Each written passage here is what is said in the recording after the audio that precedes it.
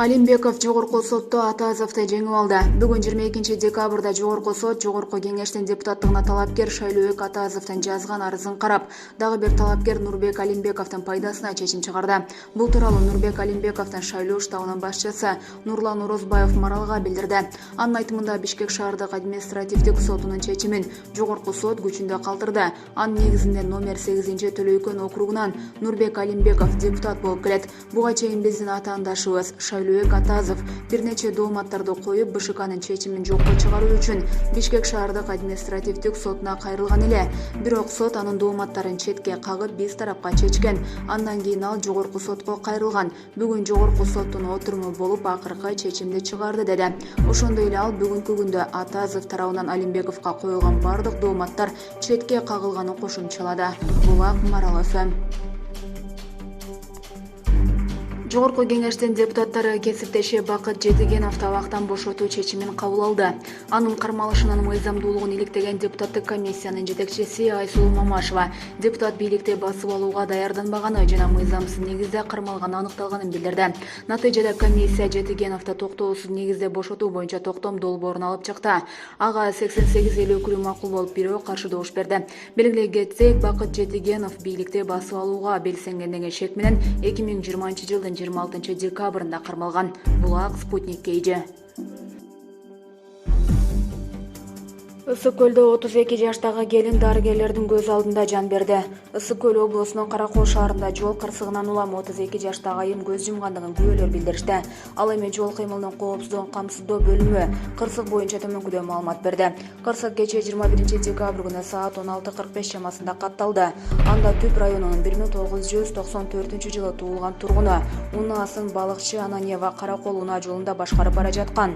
Ак Суу районунун Жаңы Арак айылынын тушундагы бурулуштан рульга ээ боло албай жолдун карама-каршы тилкесине чыгып кетип, Балыкчы шаарынын 1994 туулган тургунунун башкаруусундагы жоопкерчилиги чектелген Олимп торт коомуна тиешелүү Mercedes-Benz үлгүсүндөгү унаасы менен сүзүшүп, жол кырсыгына учураган. Натыйжада айдоочусу жана 1988 туулган жүргүнчүсү Ысык көл облустук ооруканасына жаткырылган. Ал эми дагы бир жүргүнчү 1989 туулган айым ушул эле оорукананын жандандыруу бөлүмүндө каза тапкан. Булак Турмуш KG.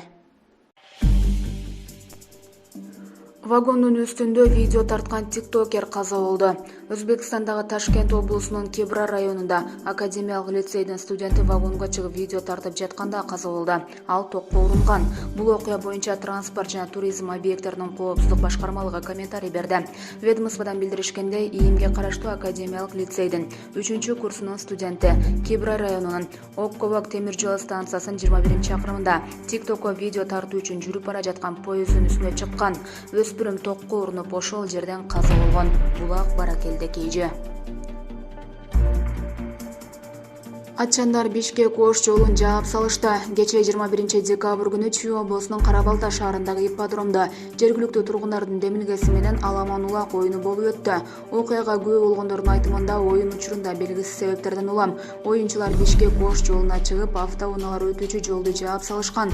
Көпүрөнүн астына чогулган атчандар кандайдыр бир окуянын чоо жайын тактап, анан тарап кетишти. Чүй облустук ички иштер башкармалыгынын маалымат кызматы Бишкек Ош жолуна чыгып кеткен улакчылар тууралуу маалымат берди. Бул иш-чарага коомдук тартипти сактоо максатында Жайыл районунун ички иштер бөлүмүнүн жана жол кыймылынын коопсуздугун камсыздоо бөлүмүнүн кызматкерлери тартылган. Оюндун жүрүшүндө улакчылар аянтчадан чыгып, жолду тосуп алышкан. Буга байланыштуу Жайыл райондук ички иштер бөлүмүнүн милиция кызматкерлери тарабынан бардык керектүү иш-чаралар жеринде жүргүзүлгөн. Натыйжада 2 мүнөттөн кийин аламан улак оюнунун катышуучулары ипподромго кайтып келишкен. Ошол эле учурда унаа тыгынып болгон жок. Расмий маалымат боюнча Бишкек Ош жолу милиция кызматкерлери тарабынан дароо ачылды. Булак Турмуш KG. Ысык Атада койлорун жоготкон жаран арыз жазып, шектүү катары баласы табылды. Ысык Ата районунда мал урдоо факты сыгатталып, шектүүлөрдүн бири анын баласы экени аныкталды.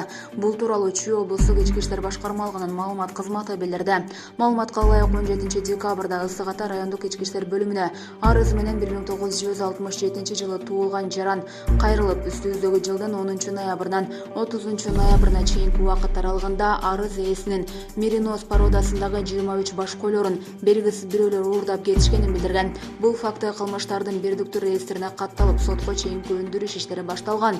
Чүй облусунун ички иштер башкармалыгынын жана Ысык Ата райондук ички иштер бөлүмүнүн Новопокровка аймактык милиция бөлүмчөсүнүн кызматкерлери тарабынан жогорудагы кылмышка шектелип 1992 жана 1991 жылы туулган жарандар кармалышкан. Кармалгандардын бири арыздануучунун баласы экени аныкталып, ал жогорудагы малдарды сатып, бирок атасына айтпаганы маалым болгон. Учурда териштирүү иштери уланууда деп айтылат маалыматта. Булак ЖТТ.